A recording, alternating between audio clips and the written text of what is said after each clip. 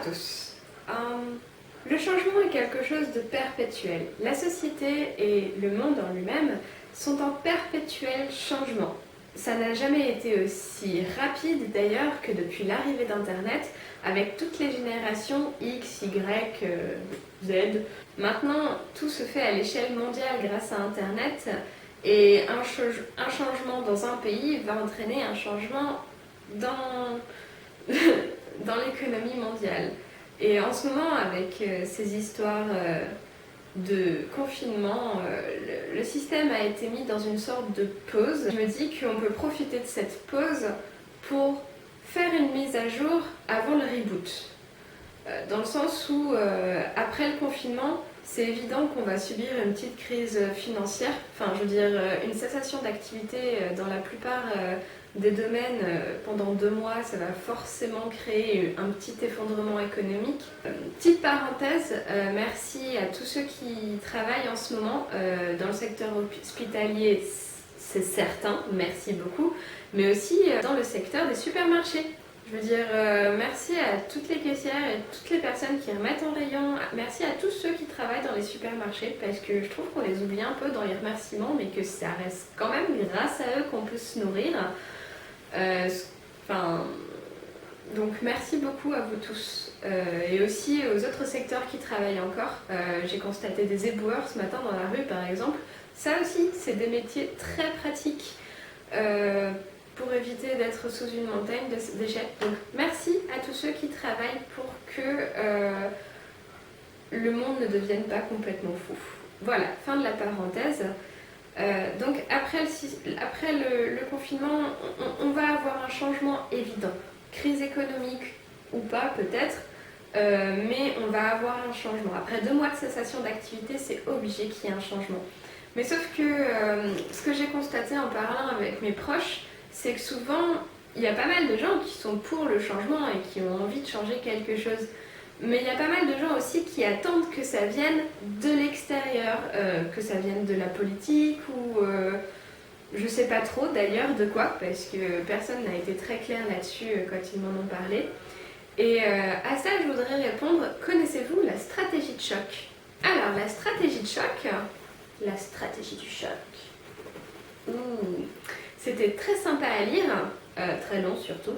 Donc je vais au moins l'utiliser pour vous dire que le capitalisme aime s'ancrer dans des systèmes où la généralité de la population est confuse à cause d'un événement tragique. Le capitalisme idéal, ce serait de partir de zéro et de recréer le monde. C'est pour ça que d'ailleurs le capitalisme s'ancre parfaitement bien dans les endroits où il y a eu une catastrophe écologique ou autre d'ailleurs, dans le sens où le temps que la population soit encore émotionnellement perturbée, les personnes qui veulent instaurer le capitalisme, ceux qui veulent faire du profit la plupart du temps, profitent de ce moment de perturbation et de ce moment où la moitié des choses est complètement détruite pour arriver et s'instaurer et s'ancrer sur le lieu de l'accident, on va dire. Un tsunami, un tremblement de terre, quoi de mieux que pour mettre les choses à zéro, instaurer un système capitalisme avec des lois du marché totalement libres.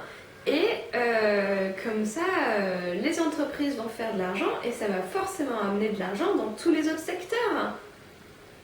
Ok, donc la stratégie du choc, c'est à peu près ça. Et c'est là où je veux en venir par rapport à cette histoire de confinement et que dans 2 mois, ou moins, plus, peu importe, mais après le confinement, quand on sortira de chez nous et qu'on reprendra nos vies, est-ce qu'ils n'en profiteraient pas pour réinstaurer encore plus le capitalisme?